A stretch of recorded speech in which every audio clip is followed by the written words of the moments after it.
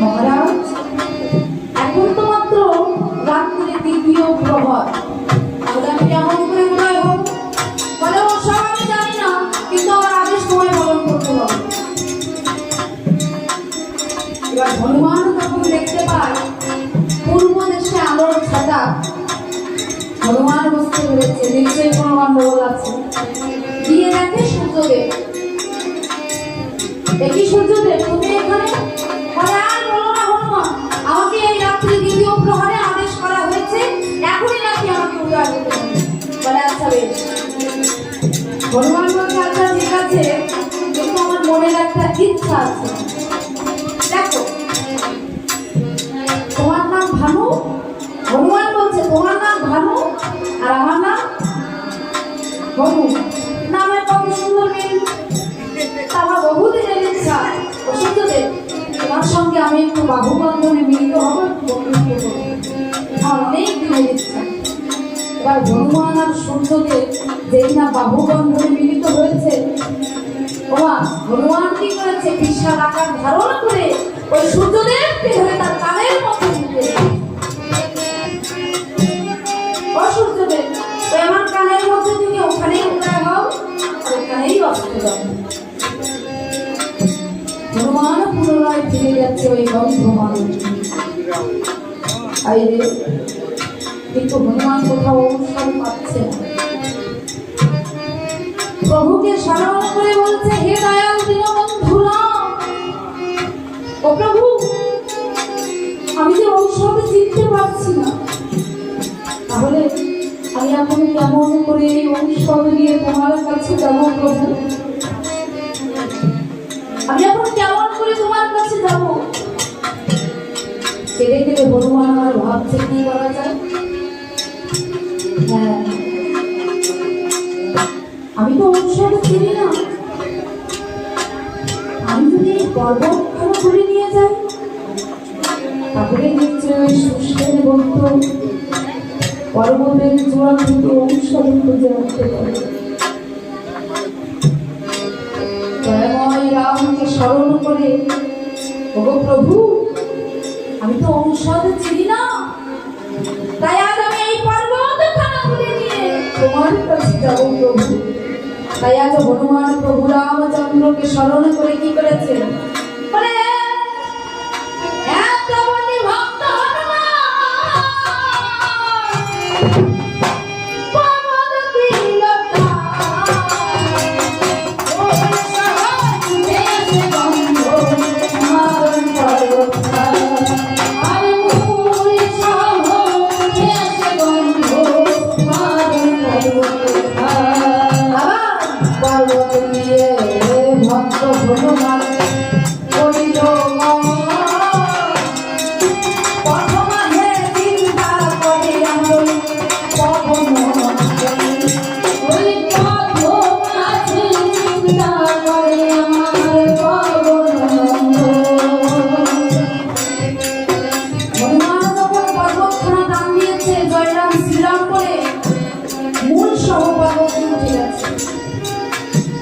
হনুমান ভাবছে, তাই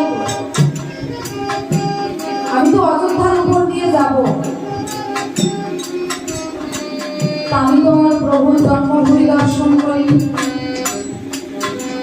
আজ যখন আমি অযোধ্যার উপর দিয়ে যাব, একবার আমার প্রভুর জন্মভূমি দর্শন না করে যাব।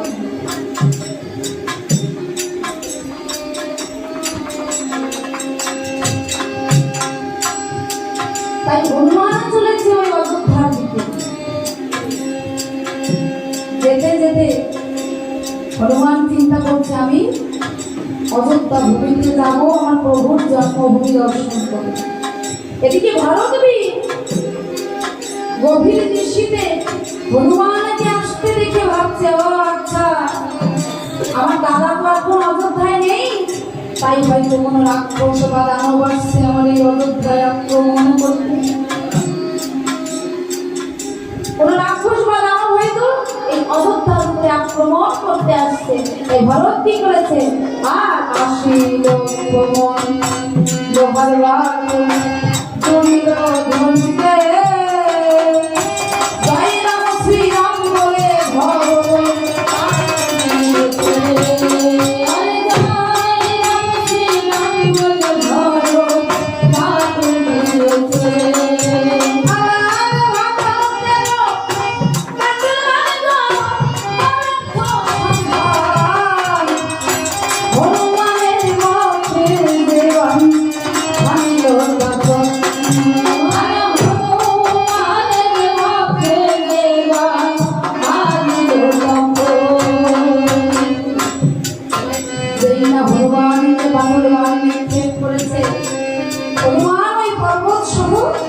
নিচে পড়ে গেছে।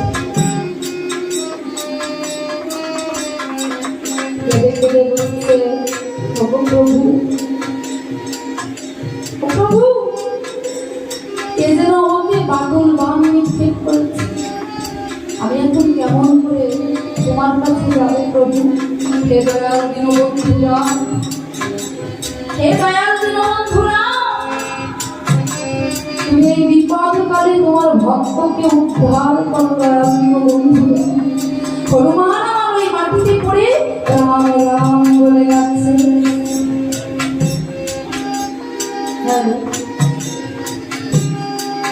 পর্বত নিয়ে মাটিতে পড়ে রাম রাম বলে কাঁদছে।